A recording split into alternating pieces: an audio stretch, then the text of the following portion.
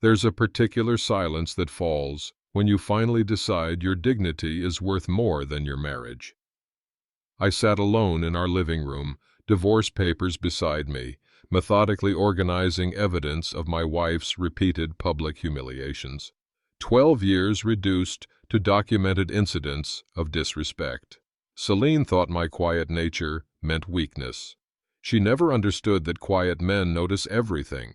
Every joke about my best friend Victor being attracted to her, every dismissal of my discomfort, every conspiratorial text with her sister planning the next performance. When does a joke cross the line from harmless banter to the weapon that destroys everything you've built? Perhaps when your wife mocks your closest friendship for attention, then laughs about your jealousy with her sister, never imagining you might be listening. Some assume quiet means weak. They learn too late that quiet often means watching, waiting, and gathering evidence. This is how a methodical man taught his wife that some boundaries, once crossed, can never be restored. Daniel Harrow surveyed the dining room with quiet satisfaction as he adjusted the place settings for the evening's dinner party. The table gleamed with the careful polish he'd applied that morning, soft light from the chandelier, a 10th anniversary gift, reflecting off the silverware that had been a wedding present from his parents. Photographs lined the sideboard, chronicling 12 years of marriage to Selene, their wedding in a small vineyard where autumn leaves had provided nature's decoration, vacations across Europe where they'd walked hand in hand through ancient cities, professional milestones celebrated with champagne and private smiles, gatherings with friends who had become like family over shared meals and laughter. He straightened a fork, aligning it perfectly with its companions. Details mattered to Daniel, the small signs of care that showed respect for others and for oneself. His father had taught him that, as a boy, how you do anything is how you do everything. It was a principle that had guided his career as an architect, his friendships, and his marriage. Until recently. "Have I told you Victor's bringing someone new tonight?" Selene asked, arranging flowers with particular attention. Her dark hair caught the light as she bent over the arrangement. A woman still beautiful at 34, with the social grace that had first attracted Daniel all those years ago in their university days. She wore the emerald earrings he'd given her for their anniversary, but something in her manner felt performative rather than intimate, as though the jewelry was for display rather than sentiment. "He mentioned it," Daniel replied, watching her carefully. "I'm glad he's moving forward after the divorce." "It's about time," Selene said with a smile that lingered a beat too long. "He deserves someone special." Daniel nodded, making a mental note of the slight shift in her tone whenever Victor was mentioned lately. Nothing inappropriate exactly, just a subtle change in energy that made him pause momentarily. He pushed the thought away, focusing instead on the evening ahead. Their monthly dinner with close friends, a tradition maintained through job changes, relocations, marriages, and divorces. By 8 o'clock, the house filled with familiar voices. The Richardsons arrived first, bringing a bottle of wine from the vineyard they'd visited on their anniversary. James from Daniel's firm came with his wife Lisa, both offering warm hugs that spoke of friendships beyond professional courtesy. Victor arrived last, introducing Elaine, a reserved woman with intelligent eyes who worked at his architectural firm. Daniel observed how Selene intercepted them in the foyer, touching Victor's arm with unnecessary familiarity while introducing herself to Elaine. "Victor and I go way back," she said, her laugh carrying through the entryway, "all the way to college before he introduced me to Daniel." Daniel noticed the slight stiffening in Victor's shoulders, the polite but guarded smile that didn't reach his eyes. It was a subtle tell that Daniel recognized from 20 years of friendship, discomfort masked by social grace. He filed it away, Another small data point in a pattern he was beginning to discern but not yet ready to name. Dinner progressed pleasantly through the first course, a butternut squash soup that Daniel had prepared the day before, allowing the flavors to deepen overnight. Conversation flowed naturally among friends, comfortable with each other's rhythms, covering work projects, community news, books recently read, and films seen. It was only when the second bottle of wine was opened that the evening's atmosphere shifted. Conversation had turned to how everyone had met, prompted by Elaine's questions about their long-standing friendship group. "Oh, Victor and I have such history," Selene said, her voice carrying across the table as she refilled his wineglass, standing closer than necessary.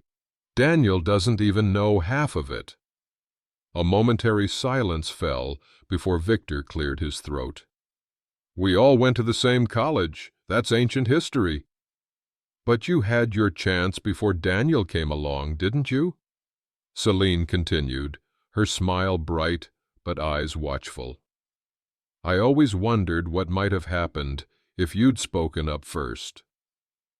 Daniel set his glass down carefully, noting the uncomfortable glances exchanged by other guests. The comment hung in the air, not quite an accusation, not quite a joke, but something that existed in the uneasy territory between. He watched Elaine's expression shift from polite interest to confusion, saw James and Lisa exchange a quick glance laden with meaning. "I think we're embarrassing Victor's date with ancient history," Daniel said, his voice level. "Shall we move on to dessert? I've made that chocolate torte everyone enjoyed last time." The conversation shifted, but the moment of discomfort lingered in the air like a discordant note in an otherwise harmonious melody. Daniel noticed Victor's strained smile and Elaine's puzzled expression. When their guests departed 3 hours later, Victor left with a firm handshake and eyes that wouldn't quite meet Daniel's, a subtle change in their usually easy friendship. Later that night, as Selene removed her makeup in their ensuite bathroom, Daniel approached the subject carefully. He leaned against the doorframe, watching her practiced movements in the mirror, the gentle removal of mascara, the methodical application of night cream. Once he had found this nighttime ritual intimate and endearing. Now it felt like watching a performance whose meaning had changed. "About tonight," he began, choosing his words with care. "The comments about you and Victor, they made me uncomfortable." Selene continued her routine, eyes meeting his in the mirror. "Oh, don't be so serious. It was just a joke." "It didn't feel like a joke when everyone went quiet," Daniel said. Victor seemed uncomfortable too. She turned to face him, smiling with the practiced ease of someone who often redirected conversations to safer territory. "You're being way too sensitive. Victor and I have always teased each other. It doesn't mean anything." Daniel recognized the dismissal in her tone, the subtle implication that his discomfort was the problem rather than her behavior. It was a familiar pattern in their recent interactions, his concerns minimized, his feelings reframed as overreactions. "I'd just prefer if those kinds of jokes weren't made in front of our friends," he said, maintaining his composure. "It felt disrespectful." "To whom? Victor?" She laughed, turning back to the mirror. "He knows I'm kidding. Don't make this into something it's not, Daniel." He wanted to pursue it further, but recognized the defensive tone entering her voice, the slight narrowing of her eyes that signaled she considered the matter closed. Perhaps he was overreacting. Perhaps it was indeed harmless, reminiscing that had landed awkwardly. But the discomfort lingered. A small weight settled in his chest. That night, Daniel lay awake, replaying the scene in his mind, wondering why something seemingly small left him feeling so unsettled. The comment itself wasn't particularly shocking. They had all been friends since college, after all. But something in Selene's delivery, in the way she had watched for his reaction, in the discomfort it had created, not just for him, but for everyone at the table, it felt deliberate in a way that troubled him. He resolved to watch more carefully at their next gathering, unwilling to jump to conclusions, but unable to shake his discomfort. Daniel had always believed in giving people the benefit of the doubt, in addressing concerns directly rather than allowing them to fester.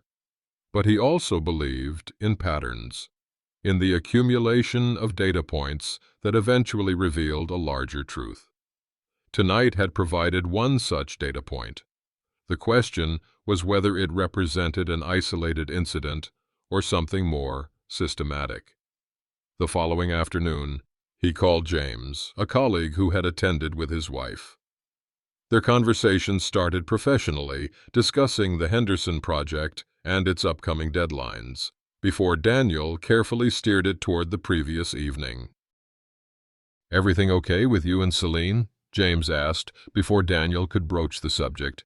"You seemed a bit tense last night." Daniel hesitated, surprised that James had noticed what he had tried to conceal. "Did anything seem off to you? About the dinner?" "You mean Selene's comments about Victor?" James asked directly, confirming that the moment had registered with others as well. "That was a bit awkward, mate. Not the first time, either." The validation gave Daniel pause. Not the first time. She made similar jokes at the office Christmas party. Several people mentioned it afterward. Nothing explicit, just uncomfortable implications about their history. Victor looked like he wanted to disappear into the floor. As he hung up, Daniel felt both vindicated and troubled. What he'd noticed wasn't imagined, and others had seen it too. The question now was what, if anything, to do about it. One awkward dinner comment hardly constituted a crisis, but the suggestion that this was a pattern warranted further attention. Daniel had built his career on noticing details others missed, on seeing patterns emerge from seemingly disconnected elements. Now those same skills were turning toward his personal life, and he wasn't certain he wanted to discover what they might reveal. 3 weeks later, Daniel found himself at his company's quarterly dinner, watching history repeat itself with an uncomfortable sense of déjà vu. The event was being held at Riverview, an upscale restaurant with floor-to-ceiling windows overlooking the city's waterfront. The firm had reserved the entire upper level for the occasion, celebrating a successful quarter and the acquisition of 2 major new clients. Despite assigned seating placing Victor at a different table, he had been positioned with the design team while Daniel was with the executive partners. Selene had maneuvered herself beside him during pre-dinner drinks and ensured they were conversing when Daniel emerged from a brief meeting with a client who had unexpectedly appeared. "Victor's known me longer than Daniel has," she was saying to a junior associate from Daniel's department, her voice carrying just enough to be overheard without appearing intentional. "He could tell you stories about college that would make your hair curl." Daniel noticed Victor's tightening jawline, the slight shift away from Selene, the quick glance toward Daniel that held both apology and discomfort. This wasn't imagination or oversensitivity. This was a pattern, becoming clearer with each social engagement. Throughout dinner, Daniel observed rather than immediately reacted. From his position at the head table, he had a clear view of Selene, who had somehow arranged to be seated near Victor despite the place cards. She leaned toward him frequently, laughing at comments others made, touching his arm when making a point. To casual observers, it might have appeared as friendly animation. To Daniel, with his growing awareness, it looked deliberate and performative. Selene's phone lit up repeatedly with messages from her sister Megan. When she excused herself to the restroom, leaving her phone face up beside her plate, a notification appeared with a preview. Did he notice? His jealousy is so... The rest was cut off. but it was enough to confirm his suspicions. This behavior was deliberate, discussed, perhaps even planned. What had begun as an uncomfortable moment at a dinner party was revealing itself as something more calculating. When they returned home that night, the silence between them felt weighted with unspoken tensions. Daniel decided on a direct approach, believing as he always had in clear communication. "Your phone was lighting up during dinner. Everything okay with Megan?" he asked, keeping his tone casual as they moved through their nighttime routine. "Oh, just sister stuff," Selene said dismissively, kicking off her heels and placing them carefully in the closet. "She thinks it's hilarious how jealous you get when I talk to Victor." The casual admission stopped Daniel cold. "I'm not jealous," he said carefully. "I'm uncomfortable with the implication." "Same difference," Selene laughed, removing her earrings and placing them in the jewelry box he'd given her last Christmas. "Megan says men need a little insecurity to keep them interested." The casual cruelty of the statement struck Daniel deeply. It wasn't just the content, but the delivery, offhand, dismissive, as though his feelings were inconsequential compared to her entertainment. "So, this is deliberate?" "Making me uncomfortable for entertainment?"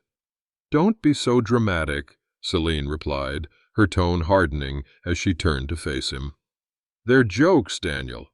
If you were more secure, you'd laugh them off instead of acting like I've committed some terrible offense." He recognized the tactic: deflection, minimization, making his reaction the problem rather than her behavior. It was a familiar pattern in their recent interactions, one he had previously attributed to misunderstanding rather than intention. "I've asked you directly to stop making those kinds of comments," he said, maintaining his composure despite his growing frustration. "They're disrespectful to me and uncomfortable for Victor." "Everything is always so serious with you," she sighed, turning away. "It's just a bit of fun. You used to have a sense of humor, you know." That night, after Selene had fallen asleep, Daniel began keeping notes in his phone: dates, specific comments, witnesses present. Initially, this documentation served only to confirm his own perceptions, to assure himself he wasn't imagining things or overreacting. But as the pattern continued over the next 2 months, the record grew, revealing a troubling consistency in Selene's behavior and her dismissive responses when confronted. There was the gallery opening where she had loudly reminisced about Victor's crush on her in college. The dinner with clients, where she had referred to him as "my backup plan," with a laugh that didn't quite disguise the barb. The neighborhood barbecue, where she had suggested, within earshot of several colleagues, that Victor had settled for his ex-wife after Selene got away. Each incident, taken individually, could perhaps be dismissed as tasteless humor or social awkwardness. Compiled together, they formed a pattern of deliberate humiliation that was becoming increasingly difficult to ignore. More troubling still was Selene's response when confronted: consistent dismissal, deflection, and attempts to make Daniel feel unreasonable for his discomfort. The validation came unexpectedly during a lunch with James, who broached the subject without prompting. They were seated at their usual corner table at Marshall's, a quiet bistro near their office that provided enough privacy for confidential conversations. "I hope I'm not overstepping," James said, carefully setting down his coffee after their meals had been cleared. "But I wanted to check if everything's okay." "What do you mean?" Daniel asked, though he suspected the direction of the conversation. The comments Selene was making about Victor at the company dinner, they seemed pointed, and not for the first time. Daniel's careful composure faltered slightly, the external validation both relieving and troubling. "You've noticed that before?" At the holiday party last year, and again at the summer barbecue, James said gently, his expression concerned rather than judgmental. Victor looked uncomfortable. Several people commented on it afterward. I thought perhaps I was being oversensitive, Daniel admitted, the words difficult to speak aloud despite their truth. No, James said firmly. If my wife spoke about my friend that way, especially in front of colleagues, I'd be concerned too. It crosses a line, Daniel, not just professionally, but personally. The external validation shifted something in Daniel. What he'd been experiencing wasn't a personal overreaction, but a legitimate boundary violation that others could clearly see. With this confirmation, he resolved to address the situation directly with Selene again, confident his concerns were reasonable. That evening, he waited until they had finished dinner, choosing a moment when they were both calm and the distractions of the day had faded. They sat in the living room, Selene with her tablet reviewing design blogs, Daniel having just closed the book he'd been reading. "We need to talk about something important," Daniel began, sitting across from Selene, his posture open but serious. "You look so serious," she said lightly, setting aside her tablet. "What's wrong?" "The comments about Victor have continued," he said directly. "At the company dinner, you made several people uncomfortable." Her expression hardened immediately, the pleasant demeanor shifting to defensive in an instant. "Who's been talking to you?" "James. He's always been jealous of your position." "This isn't about James," Daniel said steadily, refusing to be redirected. "It's about respect, for me, for Victor, for our marriage." "You're blowing this completely out of proportion," she said, voice rising. "They're jokes, Daniel. If you were more secure, you'd laugh them off. I've asked you directly, multiple times, to stop, yet it continues." "So now I can't even talk to your friends without permission?" she asked, shifting to victimhood with practiced ease. "Is that really the kind of controlling husband you want to be?" Daniel recognized the pattern, his legitimate concern reframed as his problem, his flaw, his unreasonable expectation. The conversation was following the exact trajectory of previous attempts, leading nowhere but to his own doubt and her continued behavior. "I'm not trying to control you, Selene. I'm asking for basic respect.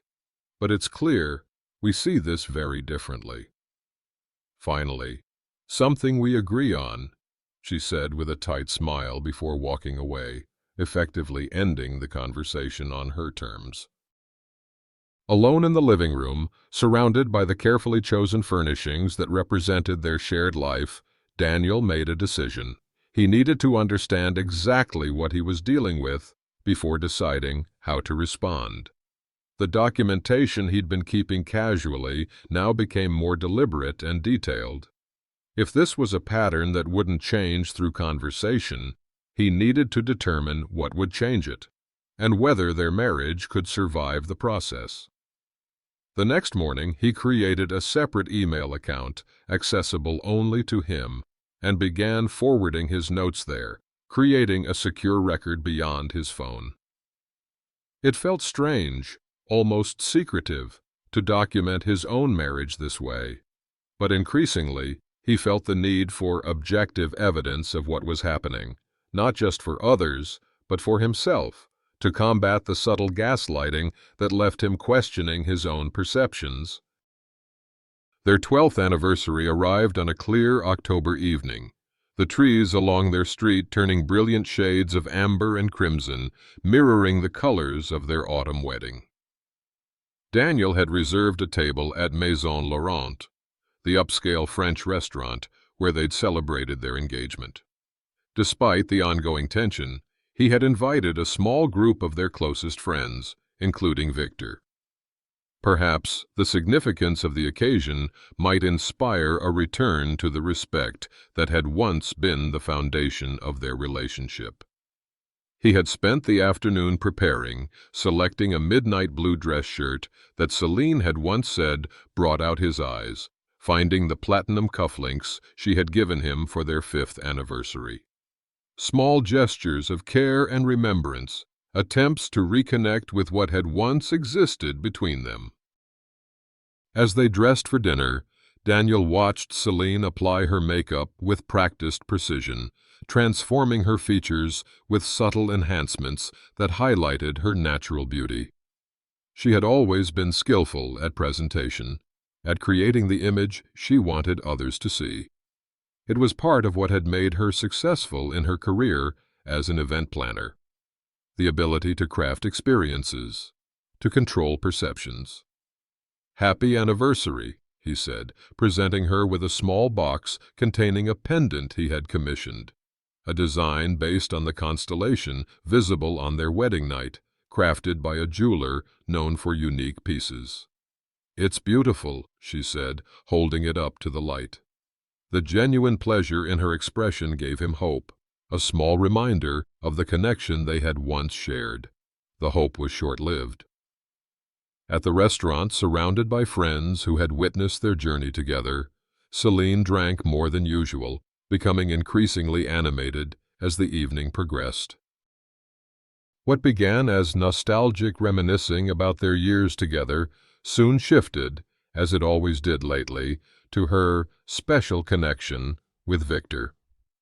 12 years, Selene said, raising her glass for a toast, her voice carrying across the intimate space. "Though Victor's known me longer, haven't you, Vic?" Victor shifted uncomfortably in his seat, his expression carefully neutral. "We all met around the same time in college." "But you saw me first," Selene continued, her smile sharp as she leaned toward him. "Remember telling Daniel I was way out of his league?" "I don't recall saying that," Victor said quietly, glancing apologetically at Daniel across the table. "Oh, come on. We all know you had your chance before Daniel swooped in." She laughed, looking around the table as though inviting others to join her amusement. "Sometimes I wonder if I picked the wrong friend, don't I, honey?" Daniel met her eyes steadily, maintaining his composure despite the public humiliation. The anniversary pendant gleamed at her throat, a painful reminder of his earlier hopes for the evening. "I think we've embarrassed Victor enough for one evening," he said evenly. "It's just a joke," Selene said, her tone hardening slightly. "Everyone knows Daniel is the serious one, and Victor is the fun one. Right, Victor?" The table fell silent. Rebecca and Michael, friends since college, exchanged uncomfortable glances before making an excuse about their babysitter and leaving early. Victor became increasingly withdrawn, responding only when directly addressed. The evening that should have celebrated their commitment had instead showcased its deterioration. As they drove home in silence, the space between them in the car feeling wider than the physical distance, Selene received a text that made her laugh. "My sister wants all the details," she said, seemingly oblivious to the tension filling the car. "I'm going to take a walk," Daniel said quietly when they arrived home, needing space to process what had happened.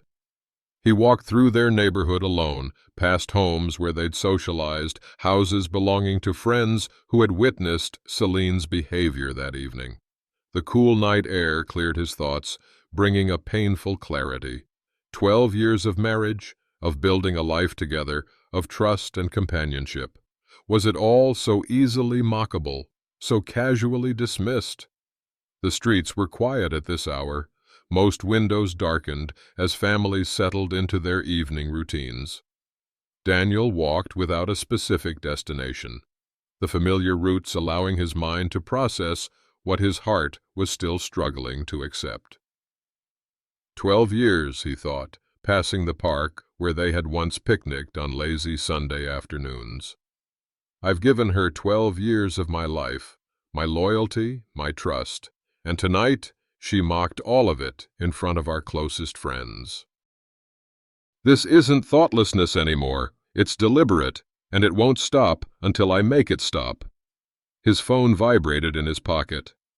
3 missed calls from Victor. Not Selene. She hadn't checked on him despite his unusual departure. A text message appeared. I'm sorry about tonight. That was completely inappropriate. I want you to know I've never thought about Selene that way, ever. This has been going on too long, and it's affecting our friendship.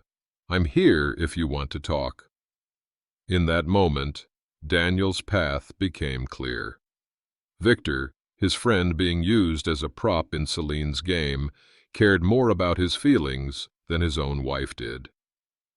The realization settled into his bones with a cold certainty. He turned toward home with new resolve, his steps purposeful. As he approached their house, he noticed the bedroom light still on, the window partially open despite the autumn chill. He heard Selene's laughter through the open window, bright and unconcerned. She was on the phone, and he slowed his pace, listening. You should have seen his face, Selene laughed, presumably speaking to her sister. He just sat there taking it like always. Victor was more uncomfortable than Daniel was. There was a pause as she listened to the response. No, of course he won't do anything. He never does. He'll give me that disappointed look, and then it'll blow over like always. Daniel's too serious to ever do anything dramatic. Another pause, longer this time. I know. It's just so easy to get a reaction from Victor, and Daniel's jealousy is actually kind of cute. Makes me feel like I've still got it, you know? The casual cruelty of her words crystallized everything for Daniel. This wasn't a misunderstanding. It wasn't a joke taken too far. It was deliberate humiliation for entertainment, discussed and planned with her sister, with no regard for his feelings or dignity. The conversation continued, but he had heard enough, more than enough, to understand exactly what he was dealing with. Daniel walked away without entering the house, his mind made up. He would not return tonight, would not engage in another circular conversation that went nowhere, would not give Selene the opportunity to dismiss his feelings again. Instead, he drove to a hotel downtown, a place they had once stayed for a romantic weekend when their house was being renovated. The irony wasn't lost on him. He sent Selene a brief text. Needed some space. Don't wait up. Then he made another call to his company's attorney, requesting an early morning meeting. It was time to discuss options he had never thought he would need to consider. As he lay in the impersonal hotel room, staring at the ceiling, Daniel felt an unexpected sense of calm. The uncertainty that had plagued him for months had been replaced by clarity. Some lines, once crossed, changed everything. And Selene had just crossed his. At 7 the next morning, Daniel sat in the discreet office of Catherine Walsh, his company's lead attorney, whom he'd worked with on numerous contracts over the years. Though technically a corporate lawyer, Catherine had recommended a divorce attorney who could join them for this preliminary conversation. The word still felt foreign in Daniel's mouth, a concept he had never applied to his own life. The office was tastefully appointed but not ostentatious, with views of the city skyline just beginning to glow in the morning light. Catherine sat behind a desk of polished walnut, her expression professional but concerned. She had always appreciated Daniel's thoroughness and attention to detail in business matters.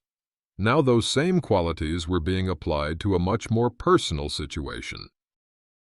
"I've known you professionally for 8 years, Daniel," Catherine said after he explained the situation, including the documented pattern and last night's overheard conversation. "You've always been methodical, fair, and thorough in business. Now you need to apply those same strengths to this situation." "I never thought I'd be discussing divorce," Daniel admitted, the word still foreign on his tongue. "It feels like failure." "This isn't failure," Catherine corrected firmly, her tone compassionate but direct. "This is boundary enforcement. From what you've described, This pattern of public humiliation constitutes a form of emotional abuse. Your documentation will be invaluable. I've been keeping notes, Daniel said, showing her his detailed records on his phone and the separate email account he had created. Dates, exact comments, witnesses. The attorney nodded approvingly as she reviewed the material. This is exactly what we need. Most clients come in with nothing but hurt feelings. You've brought evidence. They discussed legal options, financial considerations, and the process ahead. The divorce attorney, Sarah Mitchell, explained the different approaches possible, from collaborative divorce to mediated settlements to more adversarial proceedings if necessary. Given the pattern you've described, I would recommend preparing for resistance, Sarah advised. People who engage in this kind of behavior rarely accept accountability easily. They often shift to victim posturing when confronted with consequences. For the first time in months, Daniel felt a sense of control returning, not over Selene, but over his own life and dignity. The path ahead would be difficult, but at least it was clear. Victor's testimony will be particularly important, Catherine noted as they wrapped up. His perspective as the third party in these interactions will carry significant weight. Daniel arranged to meet Victor for lunch that same day at Barolo, an Italian restaurant far from their usual places. The private booth in the back provided the discretion the conversation required. When his friend arrived, the apology was immediate and heartfelt. "I should have said something sooner," Victor said, looking genuinely distressed. "At first, I thought I was misinterpreting. Then I didn't want to cause problems in your marriage." "You're not causing problems by telling the truth," Daniel assured him. "How long has this been happening?" Victor hesitated, running a hand through his hair, a nervous gesture Daniel recognized from their college days. "It started about 2 years ago. Small comments at first. I tried distancing myself, which is why I haven't been around as much."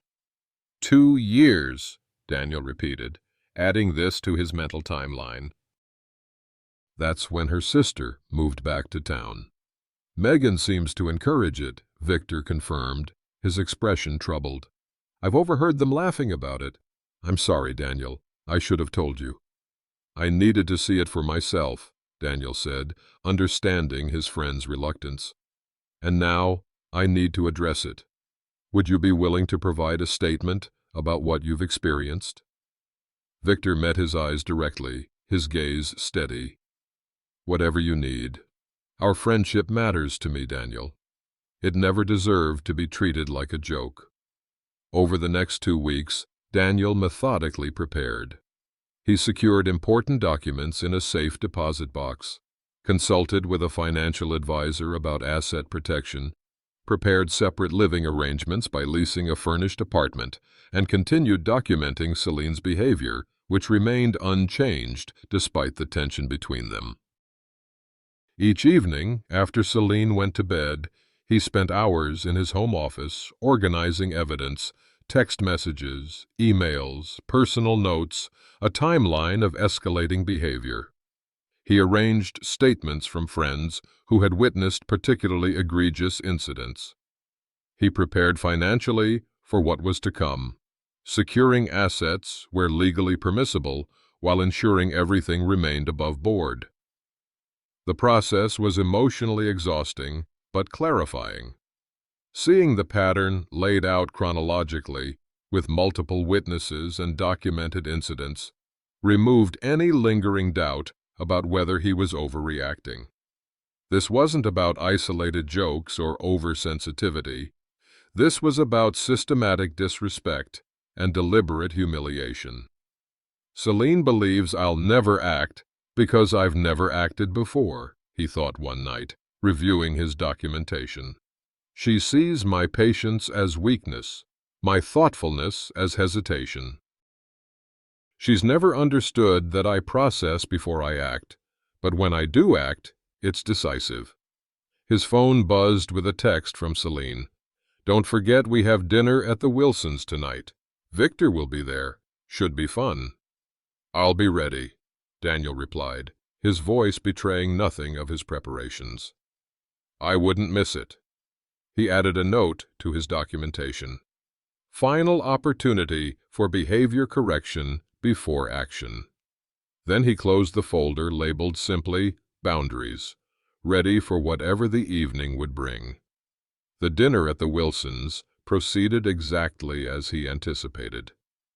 Despite the tension between them, Selene performed her usual routine, positioning herself near Victor, making suggestive comments about their history, watching for Daniel's reaction.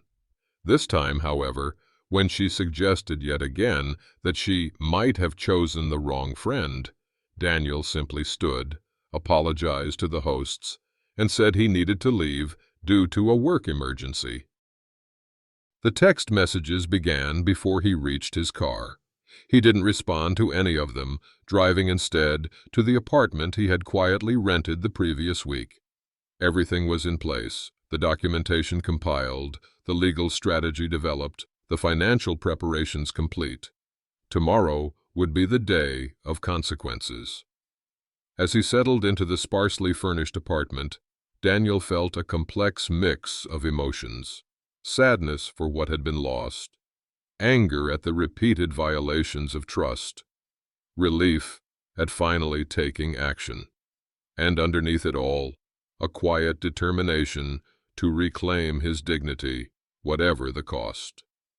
Selene woke alone the next morning, reaching across to Daniel's side of the bed, only to find it untouched.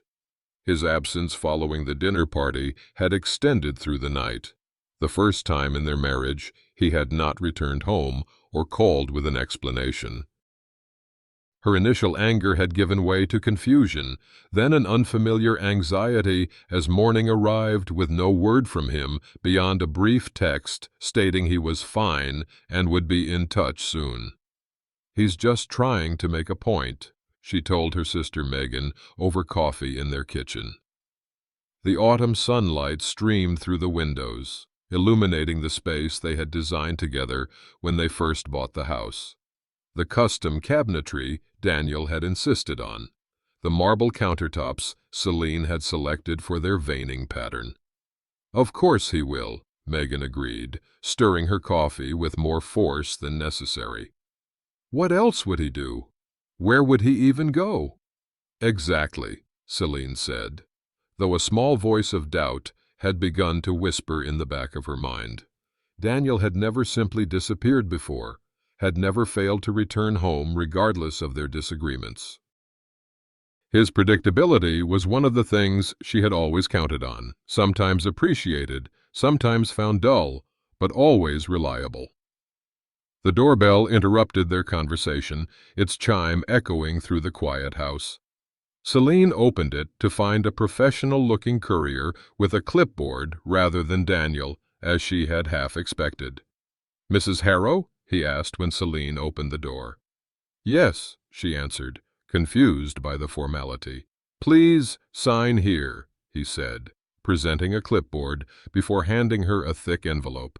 Selene opened it in the foyer, her expression changing from annoyance to shock as she pulled out legal papers. "Divorce papers! This is ridiculous!" Megan rushed over from the kitchen, taking the documents from Selene's trembling hands and scanning them quickly. "He's citing emotional abuse and public humiliation. He can't be serious." "Daniel doesn't do anything without being serious," Selene said, her voice smaller now as the reality began to settle. "But this is extreme. Where is he even staying?" Her phone pinged with a text from Daniel.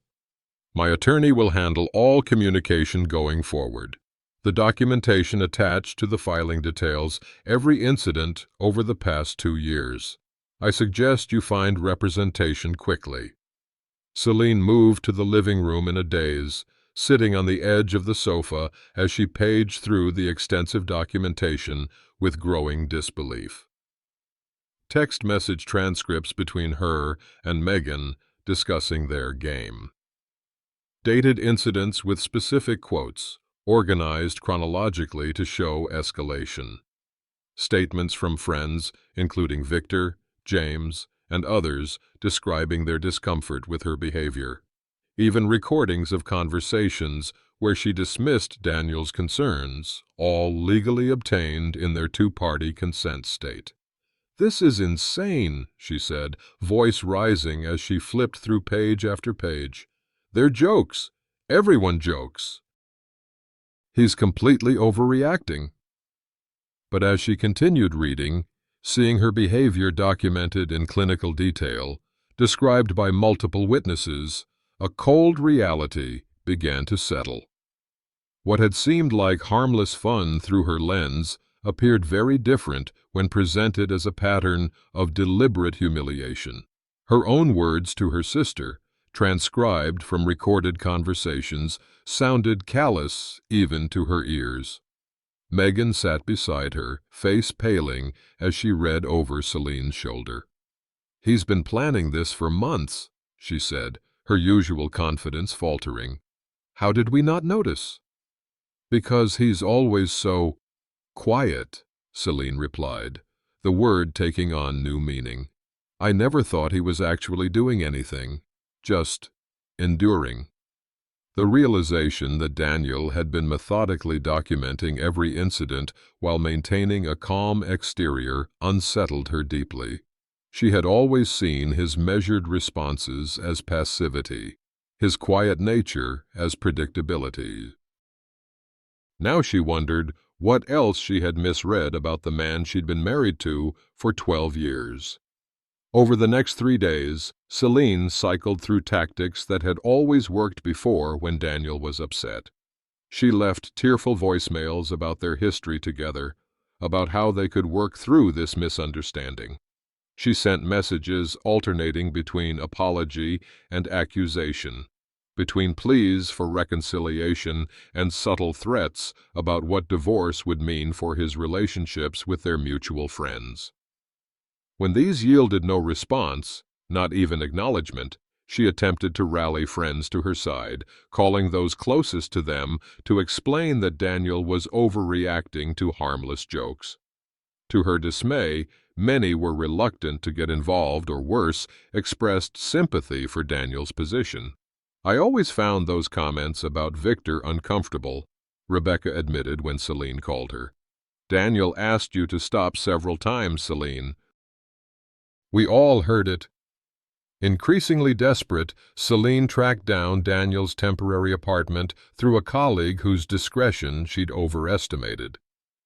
Arriving unannounced on the 4th day, she found the building nicer than expected, a modern complex downtown that suggested careful planning rather than hasty retreat.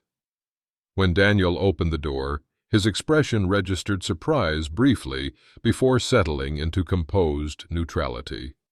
He was dressed for work in a tailored suit, looking completely in control despite the circumstance. The contrast with her own emotional state, she hadn't slept properly in days, only increased her agitation. "You can't just throw away 12 years because of a few jokes," she said immediately, her voice breaking. "This is insane, Daniel." "They weren't jokes," he responded evenly, making no move to invite her in. "They were deliberate attempts to humiliate me in front of friends and colleagues. I asked you repeatedly to stop. I didn't mean anything by it."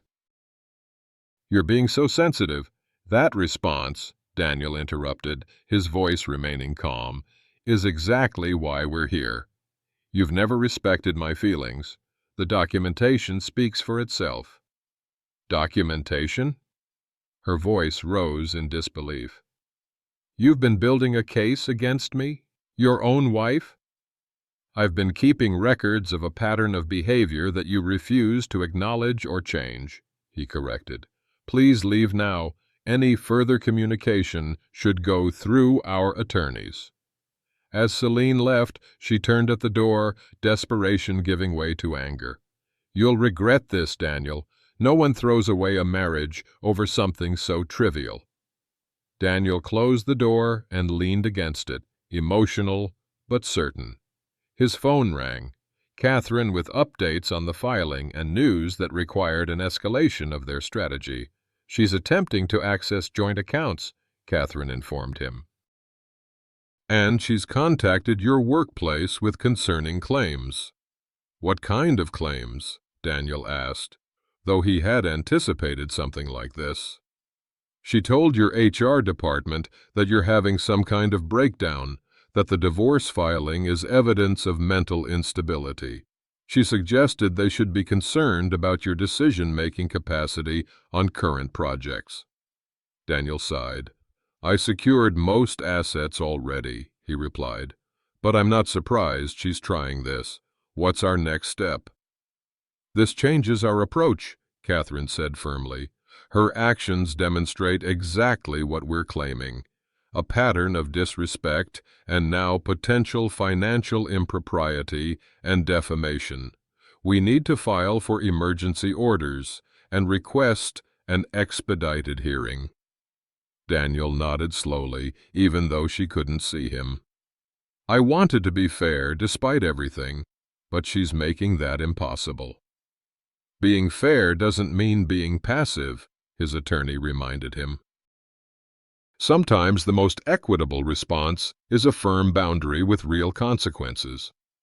Prepare the emergency filings, Daniel said after a moment of consideration.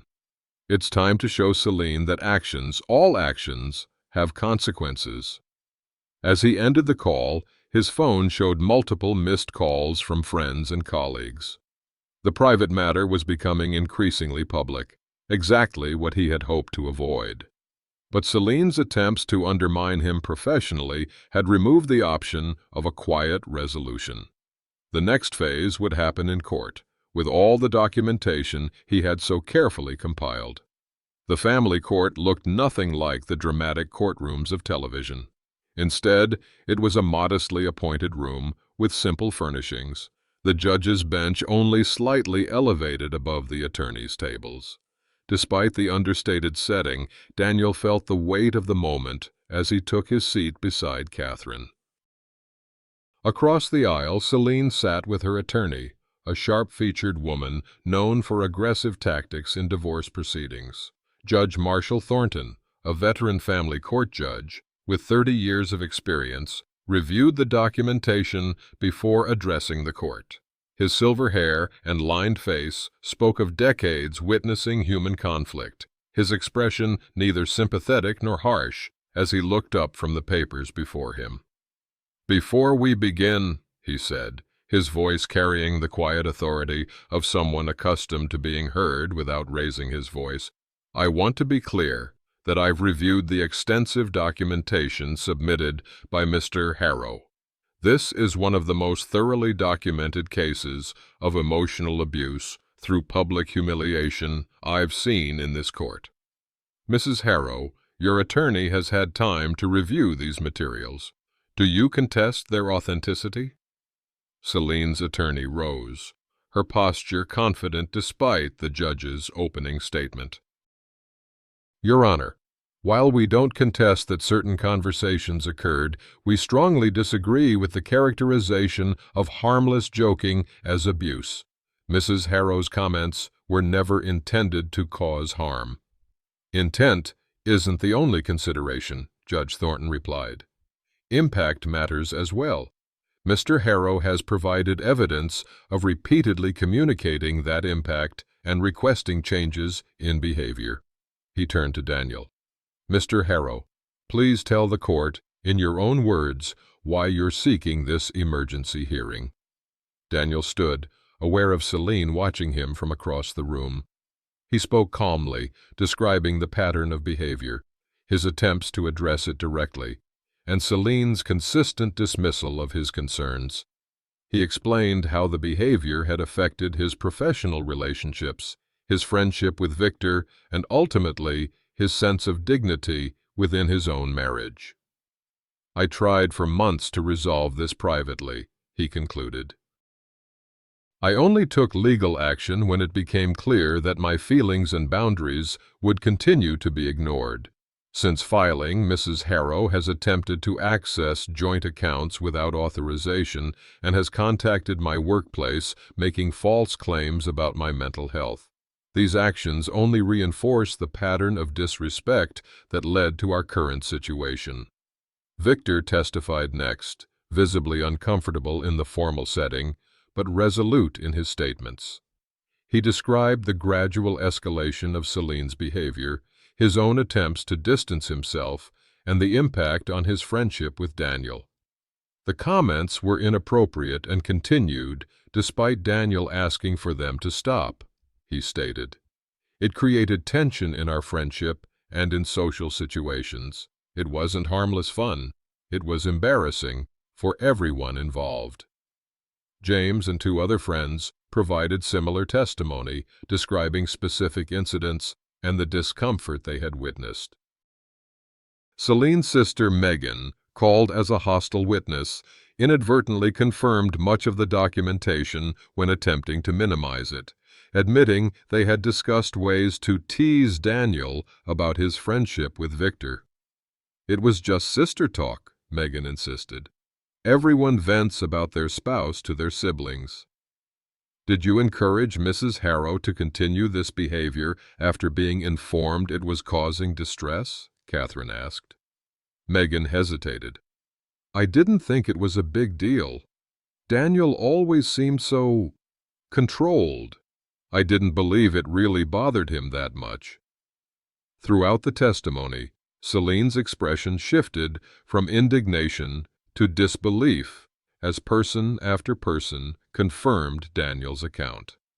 Her attorney attempted to portray her as misunderstood, as someone whose humor had been taken too seriously, but the documentation painted a different picture, one of deliberate and persistent disregard for her husband's clearly stated boundaries. When financial matters were addressed, the discovery of Selene's attempts to transfer joint assets and her calls to Daniel's workplace only strengthened his case. The HR director's affidavit, stating that Selene had claimed Daniel was having a breakdown and unable to function professionally, was particularly damaging. Judge Thornton called a brief recess before returning with his ruling. The courtroom was quiet as he settled behind the bench, arranging his notes before looking up. This court finds compelling evidence of a pattern of emotional abuse through public humiliation, as well as recent attempts to damage Mr. Harrow's professional standing and financial security. The emergency orders regarding asset protection are granted. Additionally, I'm inclined to expedite the divorce proceedings given the documented history. He looked directly at Selene, his expression stern but not unkind. "Mrs. Harrow, this court takes emotional abuse seriously. What you characterized as jokes appear from all evidence to be deliberate attempts to humiliate your husband despite his clear requests to stop. The consequences of those choices are now before you." Turning to Daniel, his tone softened slightly. "Mr. Harrow, the court acknowledges your attempts to address this situation privately before seeking legal intervention. Your thorough documentation has been helpful in establishing the facts of this case." Leaving the courtroom, Daniel felt no triumph, only a solemn vindication. As they reached the hallway, Selene approached him, her attorney trailing behind, with a warning gesture that she ignored. "Is this really what you want?" she asked, voice low to avoid being overheard. "To end everything over something so small?" Daniel looked at her directly, seeing not the confident woman who had dominated social gatherings, but someone suddenly confronting consequences she hadn't anticipated. "It wasn't small to me," he said quietly. "That's what you never understood." "I never thought you'd actually leave," she admitted, a rare moment of honesty breaking through her defensive exterior. "I know," Daniel replied. "That was the problem." As he walked away, several friends who had attended the hearing approached to express their support. Victor clapped a hand on his shoulder in silent solidarity. For the first time in months, Daniel felt the weight lifting, not because he had won, but because he had finally been heard. 3 months after the court hearing, Daniel stood in the kitchen of what was now solely his home, preparing coffee as morning light streamed through the windows.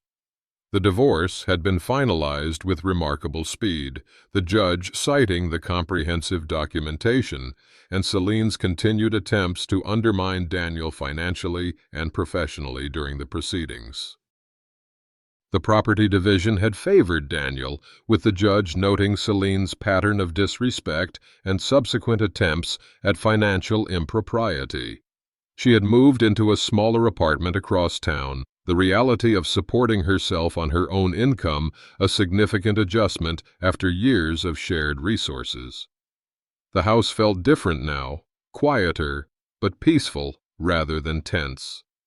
Daniel had rearranged furniture, donated items that carried too many memories, and created spaces that reflected his own tastes. The dining room where those uncomfortable dinners had taken place had been converted into a home office, breaking the association with past humiliations. He had kept certain things, photographs from their early years together, before the dynamics had shifted, gifts that held significance beyond their marriage, books they had both enjoyed. The past wasn't erased, merely integrated into a new narrative that included both the good years and the difficult end. His phone rang. Victor calling about their plans to watch the game that evening.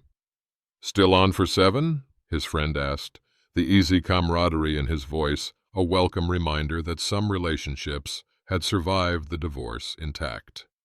"Absolutely," Daniel confirmed. "I've got everything we need." Their friendship had not only survived, but strengthened.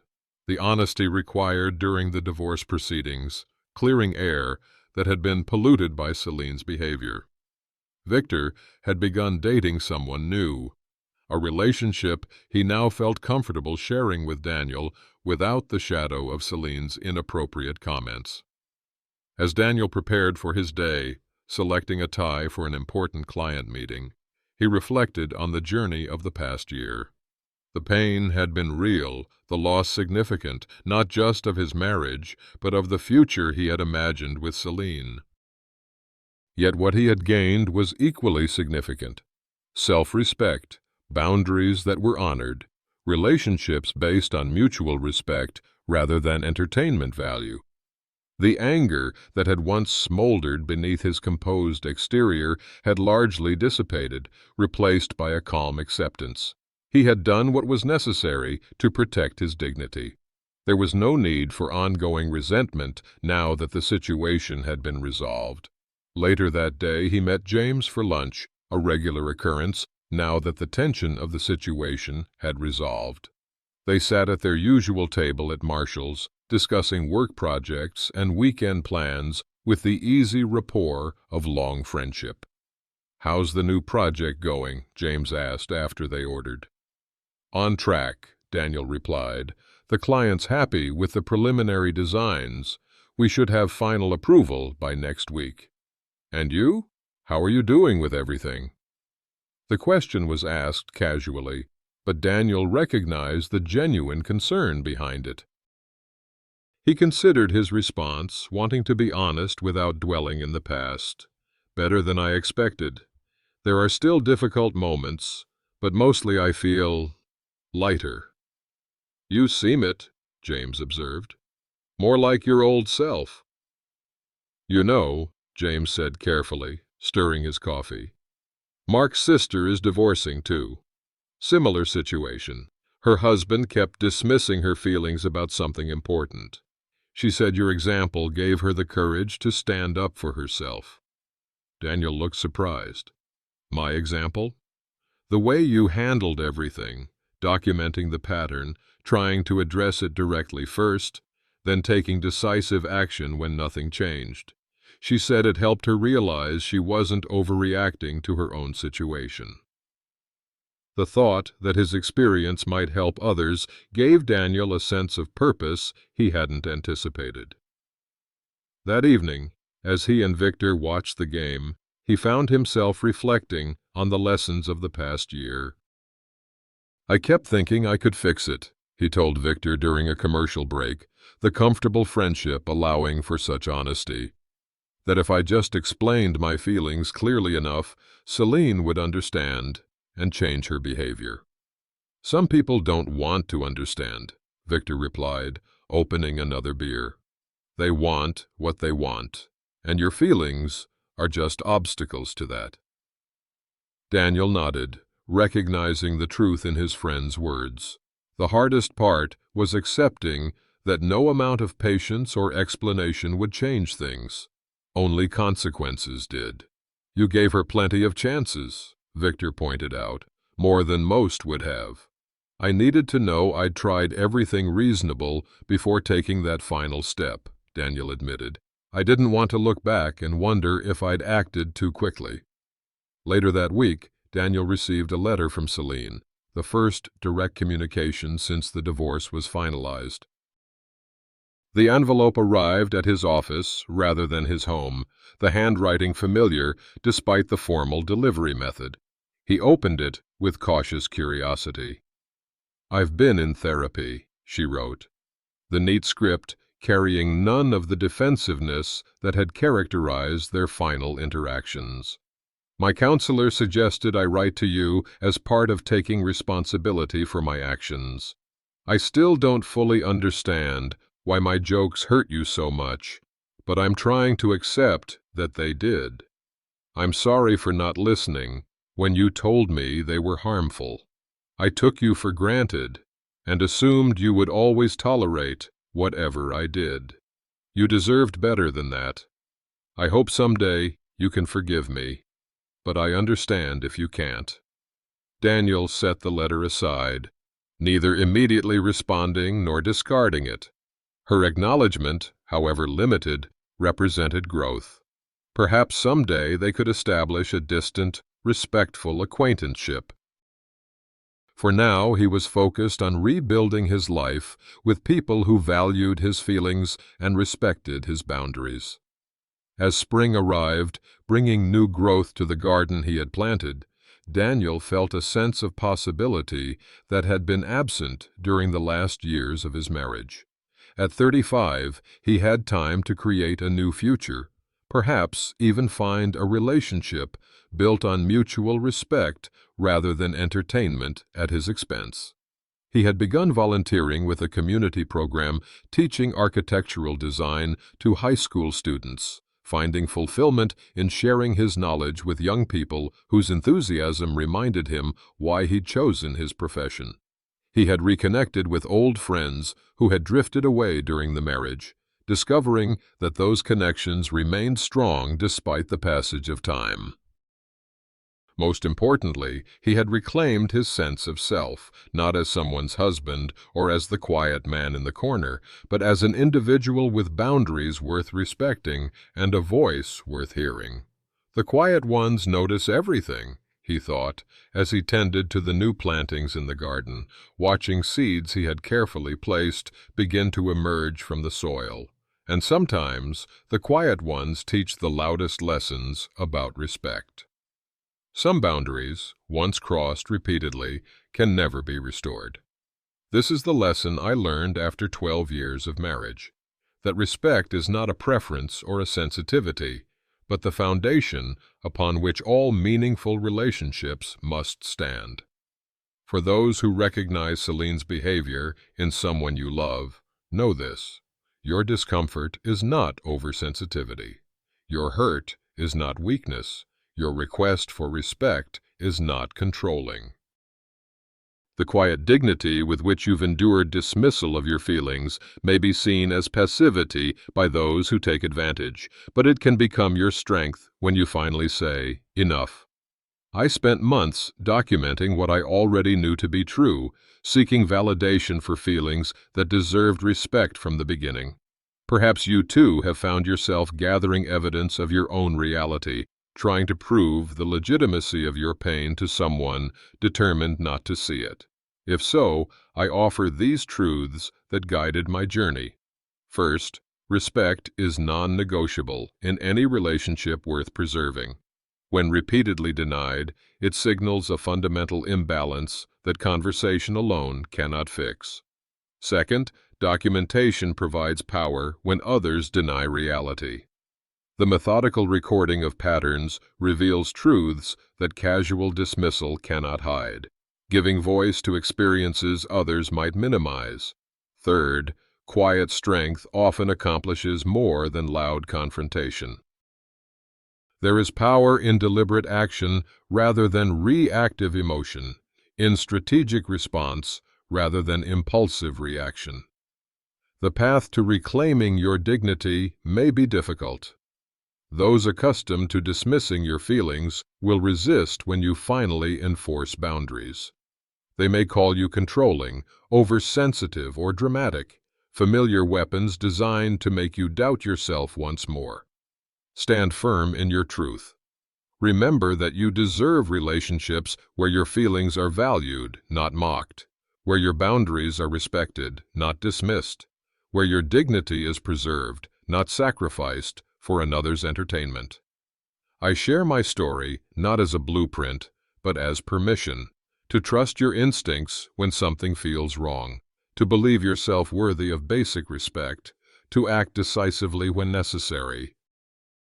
Whether in marriage, friendship, or family, the principle remains: dignity, once reclaimed, becomes an unshakable foundation upon which to build a life of authentic connection and mutual respect. For those who recognize themselves in Selene rather than Daniel, consider this a gentle wake-up call. The jokes that amuse you may be slowly destroying someone you claim to love.